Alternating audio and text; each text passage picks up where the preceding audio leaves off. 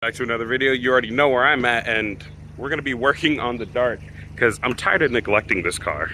All right, so this is all the parts that we have for the Dart. We got Megan Racing coilovers with brand new KYB top hats for the front.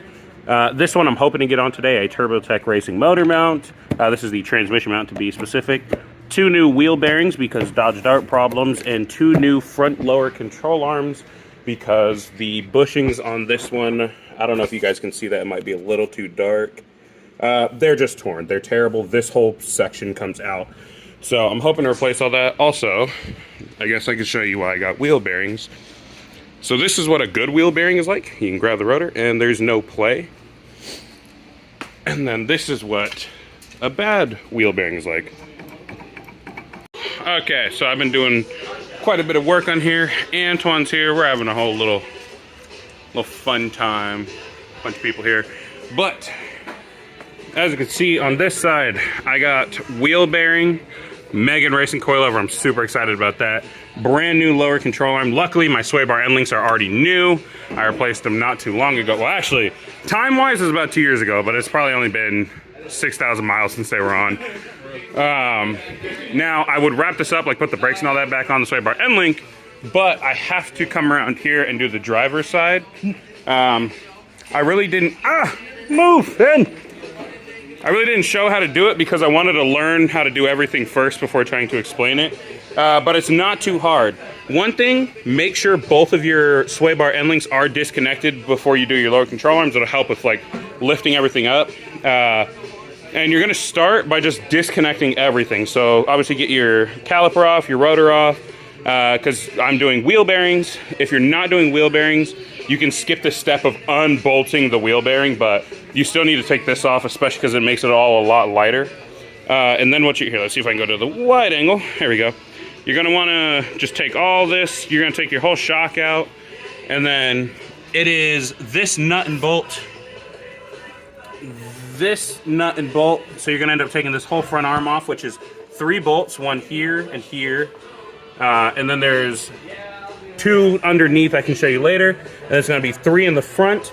This whole arm will come off, which will give you access to that bolt right there, and then it's just the pinch bolt right here to the lower control arm. Smack all of the arms and stuff out, get all that free, and then you can start on reassembly. For now, I'll disassemble and come back and show you after I'm done with that. All right, progress update. I know I said I'd show you it disassembled, but honestly, I couldn't let everything sag here and like tug on my brake lines and stuff.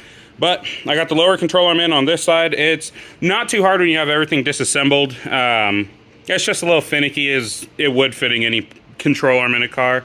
Now, I don't have anything fully tight. All of this stuff is barely hand tight because you don't want to fully tighten everything until you put some load on the suspension. I also got my Megan Racing coilover on this side.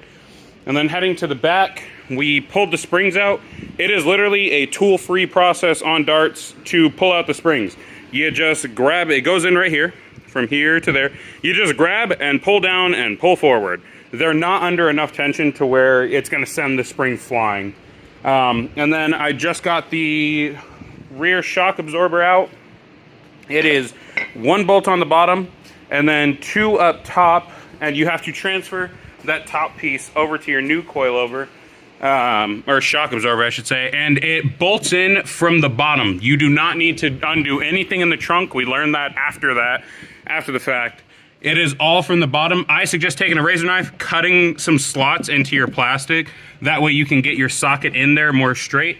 And then it is also an 11 mil socket. I got a couple swivels on there to help me get the angle right. Electric gun, but you could totally do it by hand. But yeah, once you get the 11s on there, it's not too hard. Here's the bolts right here. Here's one of them. So I'm going to swap the top piece of that onto here, throw this in place, and then start fitting the rear springs, because I'm getting close to being done.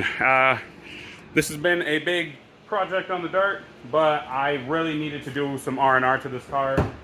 It's been running and driving for far too long. It just drove terribly because a lot of the suspension was worn out, so I needed to get this done.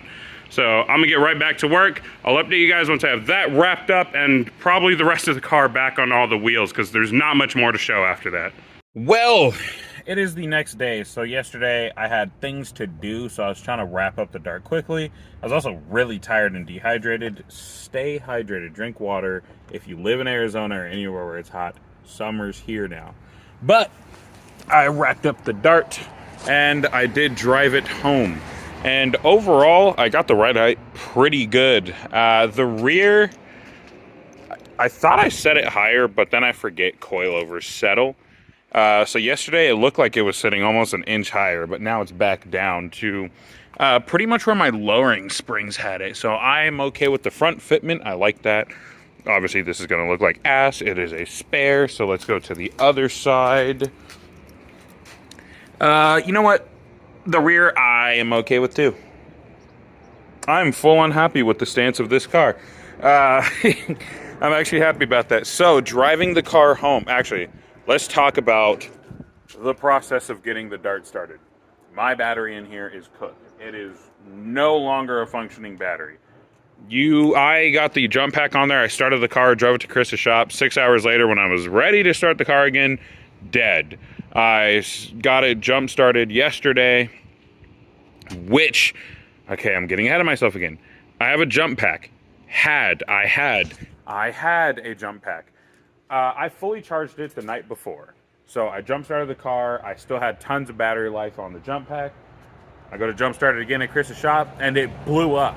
It blew up my jump pack. I just bought it like 3 months ago. And yeah, it fucking exploded. The battery puffed up. It spewed acid internally. Like you see battery acid on the screen and stuff. So I had a jump pack, so I ended up pushing it outside, having Antoine jump it with his car. Luckily, I have jumper cables on me. So get the car started, everything is fine. Driving it home, let me tell you, this is the best I remember this car driving in a long time. The only downside is the dampening was set way too loose. In the rear, it's set to full soft because while installing the rear shocks, I set it to soft so I can like push the shock absorber up to get it over the lower control arm. So I have to lift the car in the air to readjust that because let's see if I can even get the camera to point in there. It's right there. So I could actually technically reach this, I think, if I squeezed hard enough. There we go. But this is kind of inconvenient, so lift the car up. That way I can get the dampening set. And I can also only do that on the side that has the donut. So on the side that has the full tire, not happening. And then I ended up leaving my front dampening adjusters and keys. So I went and picked those up from Chris's shop. And I wanted to see if they will fit, like just the dampeners, if I can just screw them in and leave them on. But it's not looking like it. That looks like I might have to clearance the cowl a little bit. So I'm actually going to do a little bit of testing here. This is, I guess, for anybody who's looking to install coilovers on their dart. I'm answering the questions you probably don't have, but might have prior to buying them. No. Yeah, the cowl has to be cleared. Wow, look at this. Brand new. It's so off-putting. So yeah, no, this has to, you definitely have to, what's it called? Clearance that. Just trim it a little bit. It's just plastic. You know, I think there's metal. No, it's just plastic. So you take like a little Dremel bit and clearance it. But, so yeah, this does not fit. I probably should have put it on the coilover before putting it in the car. Good news is I didn't touch any of the dampening settings in the front, so the front does feel pretty fine. It's just the rear. To me, that just feels super soft and it needs help. So actually me just pushing on the car gives it a little bit of bounce. But overall, it was a fine install. Everything went great. The car drives great. So I got to wrap up some oil leak issues and small things. Take the car to run emissions and get it registered. And then it'll be back on the road. I can make more content with the car because I honestly lacked on the dart a lot. I pretty much just worked on it without recording much. That was kind of around the time where I thought I wasn't going to be making YouTube videos. But honestly, my dart content does better than anything else. The dart community, although small, I guess, is some loyal people. And they like seeing darts be worked on. So I will be working on the Dart along with the Cadillac. Got a couple things coming soon. I left the keys in the car. Got a couple things coming soon. Tomorrow, I got some parts coming in. A couple days later, I got some more parts coming in. I need to fix a couple minor things, motor mounts, a few little oil leaks. Then this thing will be perfect, ready for me to start modifying it too. Mercedes is at the shop. I'll be hearing about that soon. I'll have that back, which means I can do some parts that I got for that. If you follow me on Instagram, you already know. The Miata is like way down there. I got parts for that thing. I have been collecting parts. I'm going to be able to make a ton of content probably here in the next couple of months.